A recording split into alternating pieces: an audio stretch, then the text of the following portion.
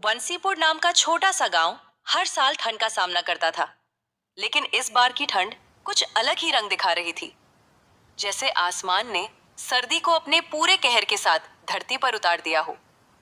जनवरी की शुरुआत ही थी, पर लगता था मानो ठंड अपने चरम पर पहुंचकर सब कुछ जमा देना चाहती हो। गांव के कच्चे पक्के घरों की छतें सुबह सुबह ओस नहीं बल्कि बर्फ जैसी सफेद परत से ढकी मिलती। पेड़ों की पतली शाखाएं ठंड से सिकुड़कर मानो अपनी ही सांस रोक बैठी हो।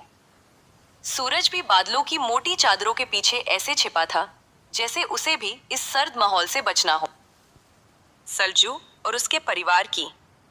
सरजू अपनी छोटी बहन और बूढ़ी माँ के साथ गांव के किनारे बनी एक पुरानी टपकती हुई झोपड़ी में रहता था। इस बार की कठोर ठंड ने मानो उनके जीवन पर कहर बनकर दस्तक दी थी।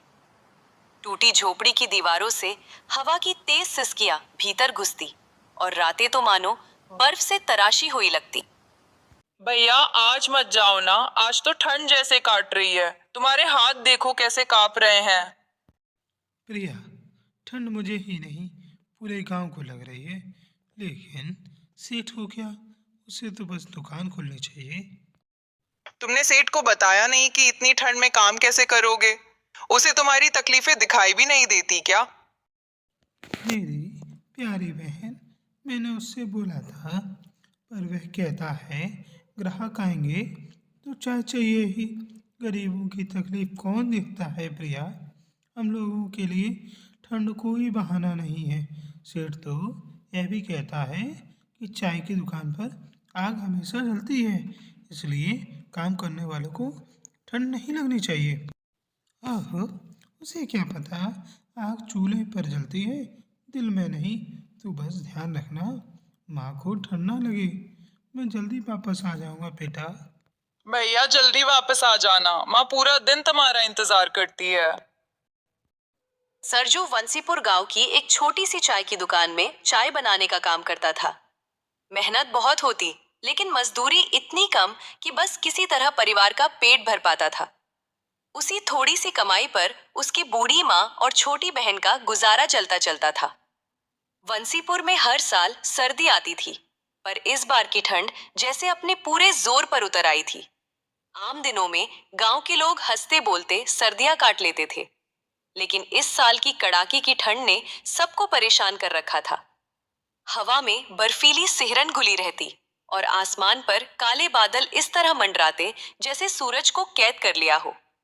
पूरा गांव दिन भर धुंध की चादर में लिपटा रहता, कुछ भी साफ दिखाई नहीं देता।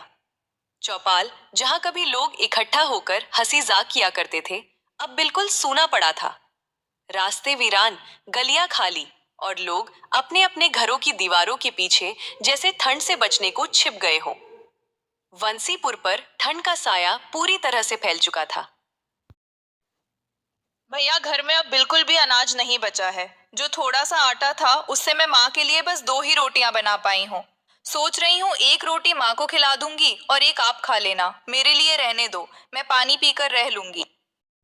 प्रिया, ये कैसी बातें कर रही है तू? तू भूखी रहेगी तो मैं कैसे चैन से काम कर पाऊंगा? पहले तू और माँ खाना खाओगी, मेरी फिक्र बिल्कुल मत कर। मैं दुकान पर चाय के साथ कुछ खा लूँगा। जो भी हो, आज काम से लौटते हुए मैं आटा लेकर ही आऊँगा। भैया हम कब तक यूं ही संघर्ष करते रहेंगे? माँ की दवा भी खत्म हो गई है और घर में इतनी ठंड है कि लगता है जैसे हड्डियां जम जाएंगी। मुझे बस डर लग रहा है कि कहीं हम इस ठंड का सामना ना कर पाए। अरे प्रिया, ठंड बड़ी है पर हम उससे बड़े हैं। जब तक मैं हूँ तुम्हें और माँ को कुछ होने नहीं दूंगा। बस तू हिम्मत मत हारना प्रिया, सब ठीक हो जाएगा। सरजू घर से बाहर निकल रहा था, लेकिन बाहर जोरों की हवा चल रही थी और बर्फ के बड़े बड़े गोले गिर रहे थे। सरजू के पास कोई भी जर्सी नहीं था। हे प्रभु, यह कैसी ठंड पड़ रही है? जर्सी भी नहीं है, जैकेट भी नहीं है, और ऊपर से यह बर्फ की मार। पता नहीं आज का दिन कैसे कटेगा, पर बेटा जाना तो पड़ेगा ही। घर में अनाज का एक दाना भी नहीं है। चल सरजू, हिम्मत रख। फिर भी अपने आप को संभालता हुआ सरजू सुबह 6 बजे ही दुकान के लिए निकल गया। कहाँ रह गया था तू सरजू? मैं कब से तेरा इंतजार कर रहा हूँ। जल्दी से बर्तन धो और ग्राहकों के लिए चाय चढ़ा। आज भीड़ ज्यादा है। मालिक, आज रास्ते में ठंड बहुत थी, बर्फ गिर रही थी, इसलिए थोड़ा देर हो गया। अभी सब काम कर देता हूँ मालिक। बहाने मत बना, काम में लग। यहाँ ठंड की नहीं, काम की कीमत है। जी मालिक, अभी शुरू करता हूँ मैं अपना सारा काम। बारिश जैसे ठंडे पानी में बर्तन धोना सरजू के लिए बहुत ही मुश्किल था, लेकिन मजबूरी उसे ये सब करवाती थी। बर्तन धोकर सरजू ने जल्दी से चाय बनाई और धीरे धीरे ग्राहक आना शुरू हो गए। इतनी ठंड थी, सरजू ठंड के मारे कांप रहा था। उसे चाय पीने का मन कर रहा था। हे प्रभु, हाथ तो बिल्कुल सुन्न हो गए हैं। ये बर्फ जैसा ठंडा पानी और ऊपर से इतनी तेज हवा, कब तक सहूँगा मैं? थोड़ी सी चाय ही पी लेता हूँ, शरीर में गर्मी आ जाएगी। क्या करूँ, मजबूरी है, वरना तो यहाँ खड़ा भी नहीं रह पाऊँगा। बस एक घूंट ही सही, थोड़ी ताकत तो आ जाएगी। उसने मलिक के हाथ में चाय की प्याली दी और खुद भी एक कप में चाय लेकर पीने लगा। सरजू के हाथ में चाय के प्याले देख मलिक भड़क गया। अरे सरजू, ये क्या देख रहा हूं मैं? तूने मेरी दुकान की चाय खुद पी ली? किसने कहा था तू चाय पिए? मालिक, गलती हो गई, बहुत ठंड थी, हाथ कँप रहे थे, बस थोड़ा सा पी लिया ताकि काम ठीक से कर सकूं। आपका कोई नुकसान नहीं किया मैंने। तेरी आधी पगार काट लूंगा मैं। काम करने आया है या मस्ती करने? एक एक दाने को तरस रहा है घर, और यहाँ तू मालिक की चाय पी रहा है। ये हरकत दोबारा मत करना, समझा?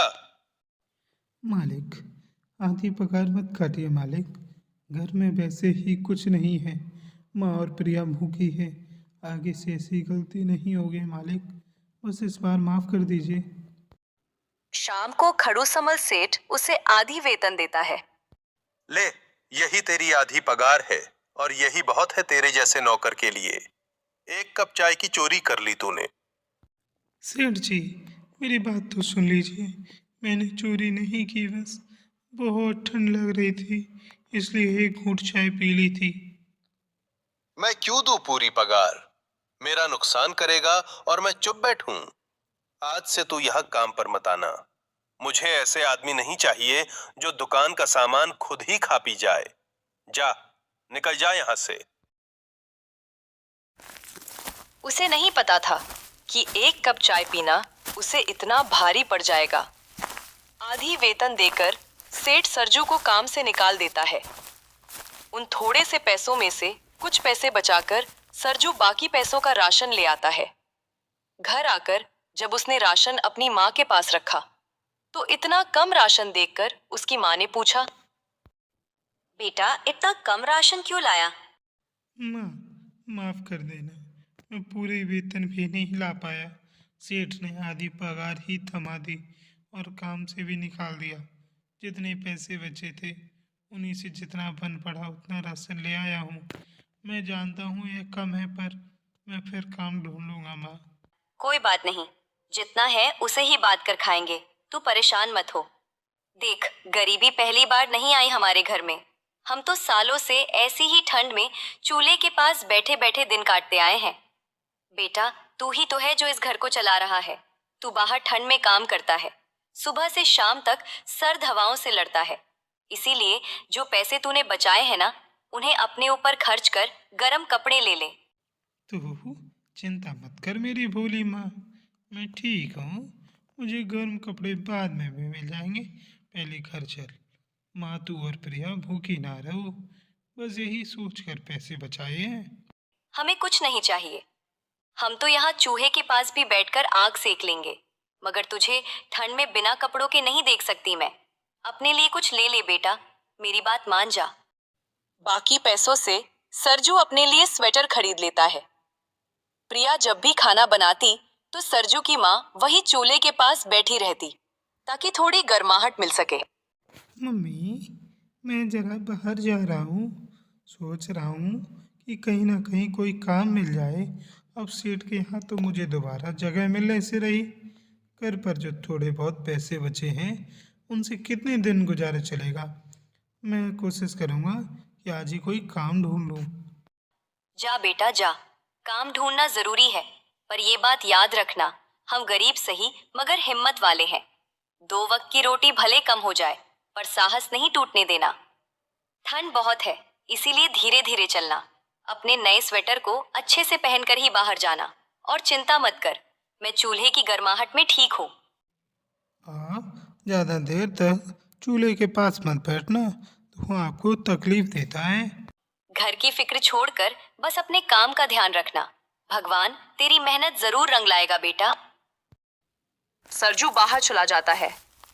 बाहर ठंडी ठंडी हवाएं चल रही थी, लेकिन वह काम की तलाश में बस आगे बढ़ा जा रहा था।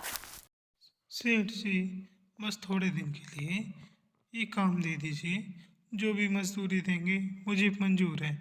घर की हालत बहुत ख़राब है। बूढ़ी माँ है, जवान छोटी बहन है। मैं कोई भी काम कर लूँगा, बस मौका दे दीजिए। मैं ठंड में भी पूरे मन से काम करूँगा। काम अरे भाई, अभी तो मेरे पास पहले से ये आदमी है, मुझे किसी नए की जरूरत नहीं है। और ऊपर से ये ठंड, लोग आते जाते ही नहीं दुकान में, कमाई भी ठीक से नहीं हो रही। तू कहीं और पूछ ले, यहाँ अभी जगह नहीं है। सरजू काफी जगह काम ढूंढता है, मगर उसे कहीं काम नहीं मिलता। वो निराश होकर एक पेड़ के नीचे बैठ जाता है। हे प्रभु, हे जगन्नाथ, आज भी कहीं काम नहीं मिला। कितनी ठंड है, हाथ सुन्न हो गए हैं और पेट भी खाली है। मैं आखिर कब तक यूं ही भटकता रहूँगा। माँ और प्रिया मेरा ही सहारा है। अगर मैं ही हार गया तो उनका क्या होगा। शायद मेहनत ही मेरी किस्मत है, लेकिन लगता है किस्मत भी आजकल मुझसे नाराज है। चल सरजू, हिम्मत मत बाहर, थोड़ा और चल कर देखते हैं, शायद कोई काम मिल ही जाए। घर खाली हाथ लौटना तो बिल्कुल नहीं। सरजू ये सब सोच ही रहा था कि तभी वहां एक बूढ़ी दादी आती। बेटा जरा सुनो, मैं बड़ी मुश्किल से यहाँ तक आई हूँ। यह बोरा मेरे बस का नहीं रहा, क्या तुम इसे मेरे घर तक पहुँचा दोगे? दादी, आप चिंता मत करो, इसको मैं ले चलता हूँ। मैं अकेली हूँ, मेरा कोई नहीं। अगर तुम मदद कर दोगे तो भगवान तुम्हारा भला करेगा बेटा। दादी, ठंड तो बहुत है, पर आप अकेले इस बोझ को उठा रही हैं, ये देखकर मन नहीं मान रहा। मैं साथ चलता हूँ, जहाँ आपका घर है वहाँ पहुँचा दूँगा।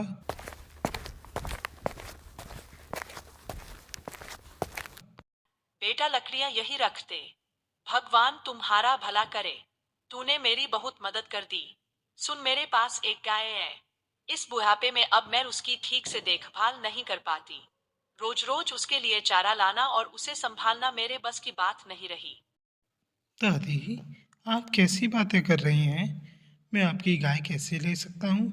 यह तो आपके परिवार जैसी है। मैं तो बस लकड़ियाँ उठा कर लाया हूँ।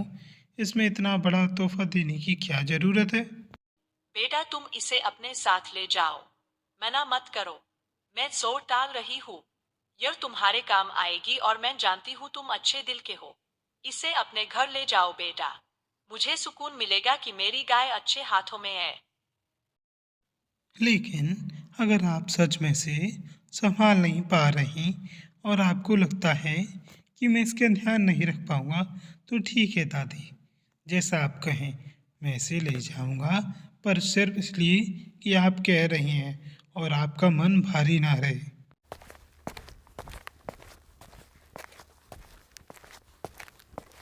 इतना कहकर सरजू कामधेनु को लेकर अपने घर आ जाता है। जब प्रिया ने सरजू को गाय के साथ देखा तो वह बोली, अरे भैया, ये गाय कहाँ से ले आए? हमारा घर तो वैसे ही छोटा है और ऊपर से इसे कैसे संभालेंगे? और इसकी देखभाल का खर्चा, भैया ये सब कैसे होगा? अरे प्रिया, यह गाय बूढ़ी दादी ने अपनी खुशी से दी है। उन्होंने कहा कि वह इसे संभाल नहीं पा रही हैं। बोले मैं इसे ले जाऊं तो हमारा भी भला होगा और उनका भी। इस गाय का नाम कामधेनु है। इसके होने से घर में दूध होगा, माँ को भी ताकत मिलेगी और शायद ऊपर वाला भी हमारी किस्मत खोल दे। तो बस इतना समझ कि ये हमारे लिए भगवान का भेजा हुआ सहारा है। भैया, इतना सारा दूध, आज तो लगता है हम सब पेट भर कर खाएंगे। माँ भी महीनों बाद अच्छी नींद सो पाएंगी। सच कहूँ तो आज पहली बार लग रहा है कि हमारी किस्मत हम पर मुस्कुरा दी है। भैया, कामधेनु तो हमारे घर की लक्ष्मी निकल गई। हाँ प्रिया, आज वाकई दिल को बड़ा सुकून मिला है। देख, कामधेनु ने घर में रौनक ला दी। माँ के लिए दवा आएगी, तेरे लिए भी दूध बचेगा और अब कोई भूखा नहीं सोएगा। बस हमने मेहनत नहीं छोड़ी और भगवान ने हमारा साथ दे दिया। इस तरह सरजू का परिवार कामधेनु के दूध से अपना पेट भरता है और सो जाता है। माँ, मैं सोच रहा था क्या मैं अपनी ही छोटी सी चाय की दुकान खोल लूँ। दूसरों के यहाँ काम करके बस अब मान ही मिलता है। अगर अपनी दुकान हो जाए तो शायद हमारी ज़िंदगी थोड़ी आसान हो जाए। आप बताओ क्या करूँ? बेटा सरजू, तेरी बात बिल्कुल ठीक है। अगर तू अपनी दुकान खोल लेगा तो किसी का डर नहीं रहेगा, ना कोई तेरी पगार काटेगा। तू मेहनती है, तेरी चाय भी बहुत बढ़िया बनती है। तू ऐसा कर, गांव के मुखिया से थोड़े पैसे उधार मांग ले। वो अच्छे आदमी है, तेरी मदद जरूर करेंगे। खुद का काम शुरू करेगा तो धीरे धीरे सब ठीक हो जाएगा। डर मत, मैं तेरे साथ हूं बेटा।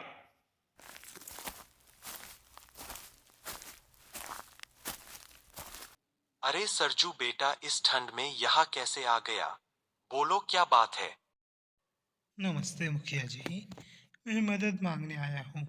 मैं अपनी एक छोटी सी चाय की दुकान खोलना चाहता हूँ, लेकिन मेरे पास पैसे नहीं हैं। आप अगर थोड़ा सा उधार दे दें तो मैं मेहनत करके धीरे धीरे आपके सारे पैसे चुका दूंगा। और ठंड में मेरी माँ बहुत परेशान है। अगर दुकान खुल जाएगी तो हमारा घर भी चल जाएगा। कृपया मदद करें मुखिया जी। क्या तुम अपनी चाय की दुकान खोलना चाहते हो? बहुत बढ़िया सोच है बेटा। मेहनत करने वालों की हमेशा राह बनती है। जितने पैसे तुम्हें चाहिए मैं दे देता हूँ। यह मेरी तरफ से तुम्हारे भविष्य के लिए मदद है। जाओ, दुकान अच्छे से चलाना और गांव का नाम रोशन करना। मैं आपका एहसान कभी नहीं भूलूंगा मुखिया जी। सरजू मुखिया से पैसे लेता है और अपनी छोटी सी चाय की दुकान खोल लेता है। चाय बनते हैं उसकी खुशबू चारों तरफ फैल जाती है और लोग उसकी दुकान पर आकर चाय पीते हैं। वहीं से थोड़ी दूर पर खड़ू समल की भी चाय की दुकान थी। सरजू की दुकान अच्छी खासी चलते हुए देखकर उसे बहुत जलन होती है और वो मन ही मन सोचता है, ये छोटा सा सरजू मेरे सामने दुकान खोलकर क्या मेरा मुकाबला करेगा? 2 दिन चाय बेचकर क्या बड़ा व्यापारी बन जाएगा? कल तक मेरे यहाँ काम करता था और आज देखो लोग उसी की चाय की तारीफ कर रहे हैं। अगर ऐसे ही चलता रहा तो मेरी दुकान पर कौन आएगा? कुछ ना कुछ करना पड़ेगा। इस लड़के को इतना ऊपर नहीं जाने दूंगा। मेरे सामने चमकने की कोशिश करेगा तो अच्छा नहीं होगा। अब सरजू की दुकान काफी अच्छी चलने लगी थी।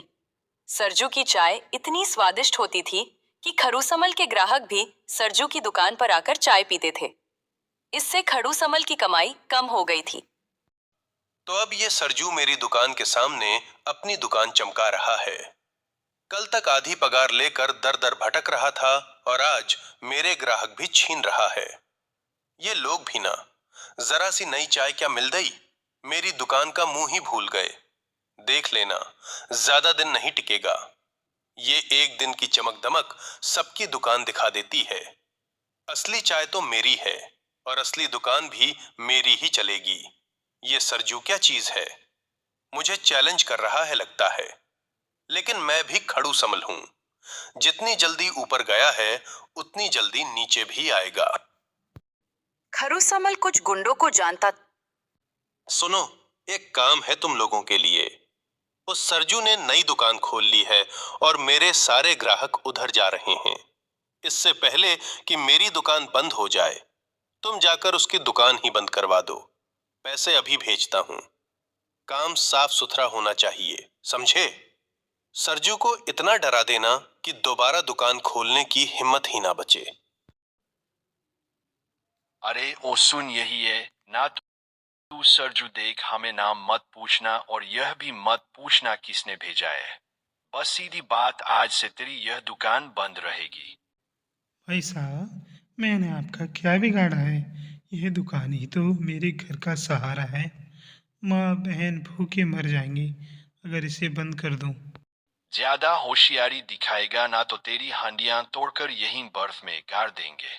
समझ में आया? शांति से बोरी बांध और निकल यहाँ से, वरना अंजाम बहुत बुरा होगा। वो गुंडे सरजू को वहां से धमकाकर चले जाते हैं। अगले दिन सरजू फिर से अपनी दुकान खोलता है। सरजू की दुकान फिर से वहीं पर खुला देख खड़ूस अमल को बहुत ज्यादा गुस्सा आता है और फिर से उन गुंडों को बुलाता है। तुम लोग किस काम के हो रे? मैंने तुमसे साफ कहा था कि उस सरजू की दुकान हमेशा के लिए बंद होनी चाहिए, लेकिन अगले ही दिन वो फिर से दुकान खोलकर बैठ गया।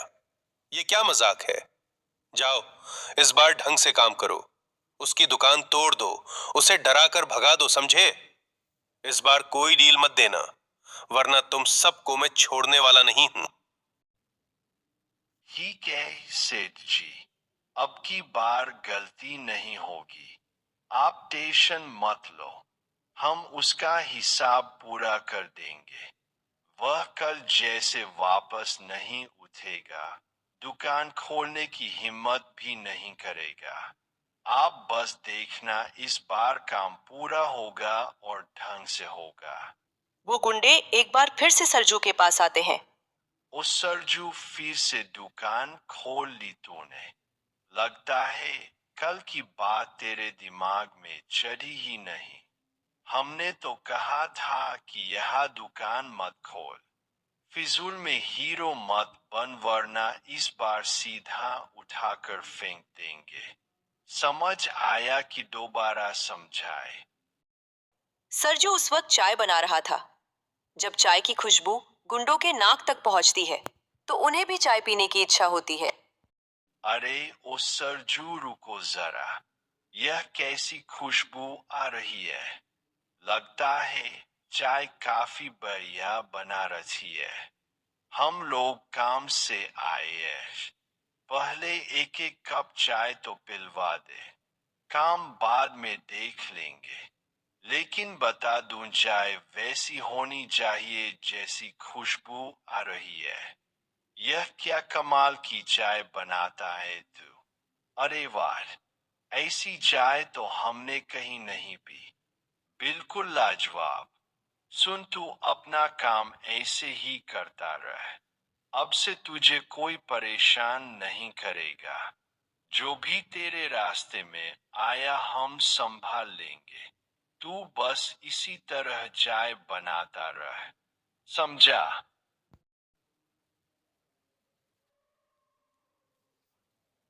गुंडे जैसे ही वह चाय पीते हैं, जैसे कि उन पर कोई जादू हो जाता है और वह डंडा लेकर खरूसमल के पास वापस लौट जाते हैं और उसकी खूब पिटाई करती है। गुंडे खरूसमल को धमकाते हैं। सुन, यह हमारी पहली और आखिरी चेतावनी है। अगर दोबारा सरजू को तंग करने की सोची ना, तो तेरी दुकान क्या, तेरी अकड़ भी हम इसी ठंड में जमा कर देंगे। समझ में आया? अब सरजू अपनी दुकान आराम से चलाएगा और तू दूर से ही देखता रहेगा। जिंदगी भर याद रहेगा कि किसी मेहनतकश इंसान से पंगा लेना कितना महंगा पड़ता है। गुंडों की धमकी से डरकर खड़ूसमल ने अब सरजू को परेशान करना बंद कर दिया था। अब सरजू आराम से ठंड में अपनी चाय की दुकान लगाता है और कड़कती ठंड में लोग उसके चाय के खूब मजे लेते हैं। धीरे धीरे दुकान खूब चलने लगती है और वह गांव का सबसे अमीर आदमी बन जाता है। कुछ दिन बाद उसकी शादी गांव की लड़की रानी से हो जाती है। रानी और सरजू मिलकर चाय का काम बढ़ा देते हैं। धीरे धीरे समय बीतता है। 1 से 2, 2 से 3 दुकान हो जाती है। जहां पहले झोपड़ी होती थी, वहां आज महल बन गया था। अब सरजू और रानी, उसकी बहन और माता सब खुशी खुशी रहने लगे। कहानी से सीख: हमें हमेशा मेहनत करनी चाहिए, क्योंकि सत्य का रास्ता कठिन है, लेकिन अंत में हमेशा अच्छा ही होता है।